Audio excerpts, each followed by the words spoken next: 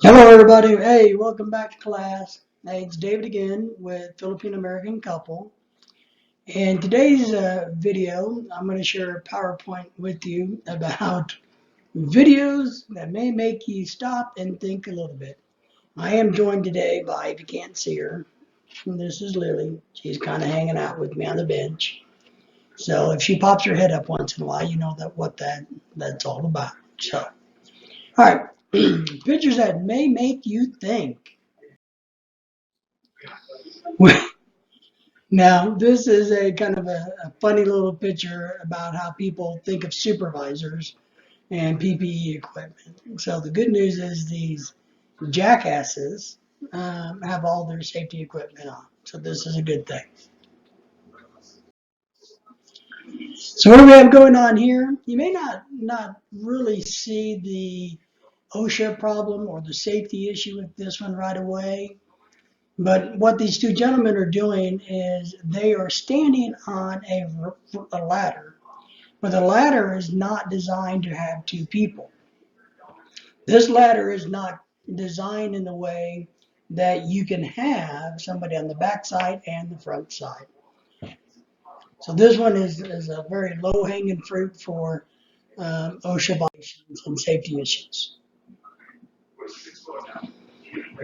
Now in this picture, well, you might have to look at this one a little close, but it says do not open, referring to the valve.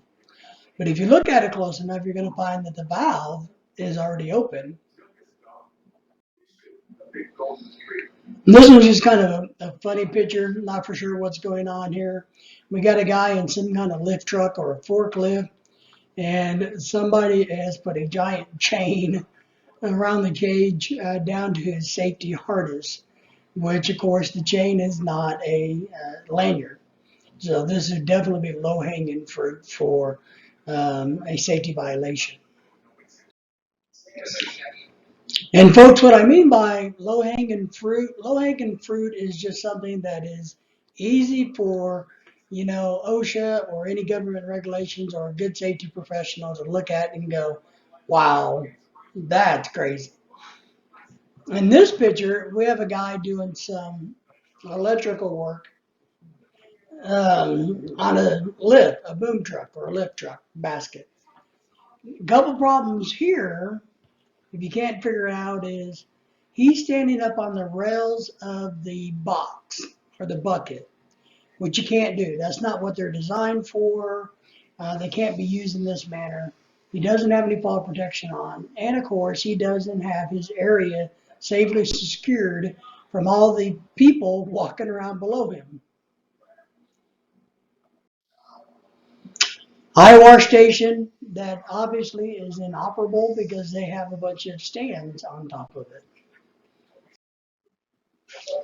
Well, you got to give this guy points for, creativity and trying to get his job done.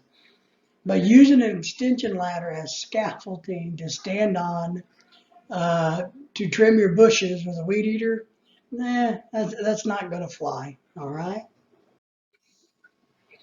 So this one you're going to have to look at a little bit and pay attention and see that what do they have here? They have a little forklift, right? And then they attached either metal or lumber to the forks, which you can't do, with clamps and strapping and probably some duct tape in there because, we got to put duct tape on everything. And then they extended some poor guy over in a basket with more clamps and chains so that he can work on the side of the road. This is so bad in so many ways.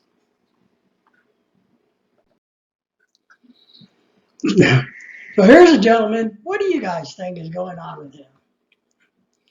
Well, he's doing some welding, obviously.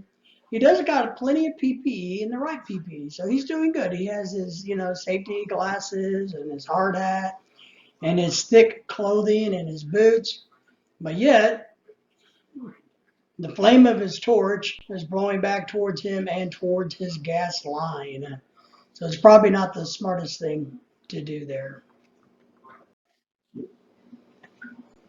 Well, sometimes you just got to go when you got to go, no matter how risky it is. And this is one of those situations where I got a feeling um, somebody's not going to be happy in a little bit. So our next speaker will discuss, here, let me show you this, the importance of identifying on-the-job hazards. So very important to identify your on-job hazards. Well, what we got going on here, folks, is I like the fact that, look, they got their area roped off to keep pedestrians away, right? Keep everybody safe. They got their bright orange shirts on. This gentleman doing the grinding even have some protective sleeves and gloves on. But what's on his head? Oh my goodness. He has a plastic bucket on his head. That's not safety equipment. It's not going to help him. Then, of course, we got this guy here. So he's using a forklift. And the forklift is being used as a platform. And then he's attached a step ladder on top of the pallet on the forklift. So simply put, forklifts are not designed for humans to be on the forks unless you have a designated manufacturer approved man box. So a pallet is not a man box. His ladder, the yellow ladder there, that's a step ladder or an A ladder. And they're not designed to be used in that manner. They're designed to be freestanding like this, not leaning up against the wall. Well, this is a pretty cool picture, I think. It's some kind of old engine, diesel motor or something. And the problem with this one is our machine guarding. You can see that it's running, right? And anybody can literally walk right up to this thing and get their hand caught in the belts and pulley system. Well, I always like this picture, folks. This is kind of fun. So this guy is trying to protect his breathing, right? So he takes his welding helmet and he attaches a couple of filter cartridges to it. And he uses a whole lot of polyurethane to do it. But here's the problem. If I got my helmet on and my respirator's here, what about all of this? And when I'm welding over things, don't the fumes come up this way? So I don't know what he's thinking. Maybe he's, I don't know. Well, look at this guy dangling down in this basket, right? So he has a pole basket, and they've attached some ladder pieces to it so that they can get up into it. Just crazy sometimes. Well, now you got to wonder what this crane operator was doing or thinking, right? He definitely miscalculated weight or leverage at some point. Can you see the hazard in this one? There he is, big old gator in there. Now, that is definitely a safety hazard, right? Here we got some guy in a confined space with a rope attached to him in case he passes out so they can drag him out. So there's a lot of different ways to work in confined spaces properly, and I got a feeling that this is not one of those. So here we have a couple good old boys up on a lift, sitting on the rails. Well, like I said earlier, the rails are not designed to where you can sit on them. It's not what they're there for. They're there to keep you from falling out of the bucket. Well, somebody made a boo-boo today, miscalculated the gravel or his track footing or something. I just hope nobody was hurt in this one because he definitely has an issue. Well, here we got somebody who's using a step ladder, almost the way it's supposed to, like this on plane. But he's decided to straddle across his pickup truck on his work job boxes. Can't do this. So like, well, here's a couple of guys, look like they're working on electrical issues or running some cable or fiber. Well, and you ask, well, what's the problem with this one? Well, the problem is ladders are designed where the top step is not a step. So that black part, definitely he cannot be sitting on or standing on. If he needs that, he needs to get a bigger ladder. So here we have some construction guys doing some work, and they got a forklift with, 9, 10, 12 pallets that he's standing on. He's definitely not on solid ground there. So now we have a couple guys working on their house. They did go out and get a scissor lift, but it didn't quite reach. So what they decided to do was add an extension ladder to use as scaffolding or decking or docking, and he's just waiting to fall. Well, you look at this one and go, well, what's the problem? Well, the problem is that backhoe bucket that's down there, he's going to hit that guy. That guy is standing in the line because backhoes aren't smooth. They jerk, they jerk, they jerk. So he's definitely not thinking about where he is. Oh, safety hazard. If you see this, folks, I don't care where you're at, the best thing you can do is just pack up and go home. Look, he's really excited. This guy, man, he's happy. Look, hey, look at me. I'm getting the job done. I may die in a couple minutes, but hey, look at me. And then, of course, this picture, my goodness gracious. How risky and dangerous is this? Would you ever do this? I would never do this. So here we have another ladder issue. So the yellow ladder is an A-frame ladder, right? But it's not being used in the correct manner. And then he took another step ladder, and it looks like he either duct taped it or zip tied it to the yellow ladder and broke it so that he can get even further up. Look, folks, if you got to be this creative and use this much time, just go get you an extension ladder. Safety's no accident, that's for sure. It must be Friday, right? Look closely. They're on the job, they're all working, they got their hard hats and shovels in their hands. But hey, let's stop and have a beer on the job. Oh my goodness. Just look at this. These gentlemen are not members of Mensa. I can promise you that.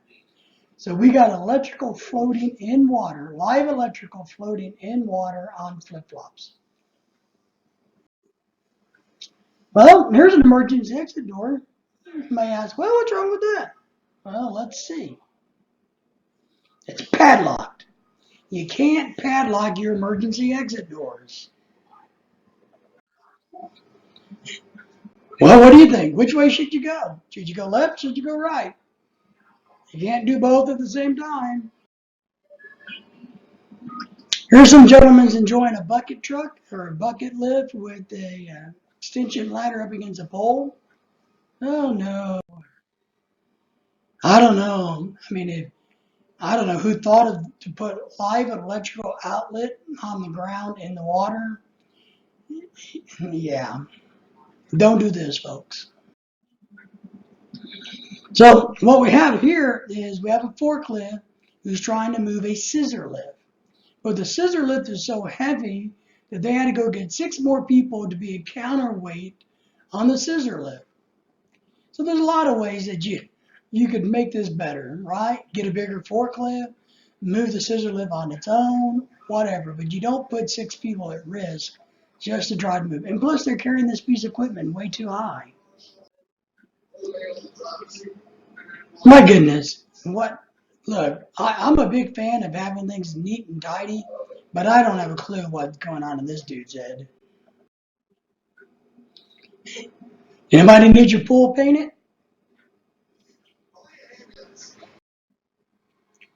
How about this guy? Now, here's the funny thing about this one. He has the right ladder. He's just using it in the wrong manner. He could simply just move his truck, right? And put the ladder up against the wall and do his painting. And this guy's getting ready to fall off the forklift. He's on top of it for one, which is not how forklifts are designed to be. But he, I don't know. He didn't drink his beet juice today. Not using. So here we got a couple of guys doing some welding. One has the appropriate welding helmet. The other one has a cardboard box. Which one do you think is safer? Well, do you think these gentlemen are at risk of falling? Like I said earlier, forklifts and lift trucks and boom trucks are not to be used for humans to stand on in any way, shape, or form, unless you have a man box. So here's a gentleman welding on a propane tank. You see that? He's welding on a propane tank. Let's hope that thing was flushed repeatedly. What do we have here? We have a snake in the box. Can you see that snake? Man, if I was an electrician, I'd be beating feet. Got to do a little hedge trimming. I may have to make a trip to the hospital later with a broken leg, but hey, I'll get it done. And here's one of my all-time favorite pictures. So we got a bunch of guys in hazmat suits taking some samples of something. But yes, this very kind gentleman in the white shorts and pink shirt has decided to come over and go, hey, I wonder why you guys are all wearing those suits and those respirators and that supplied air. Huh, I'll go check them out. All right, guys.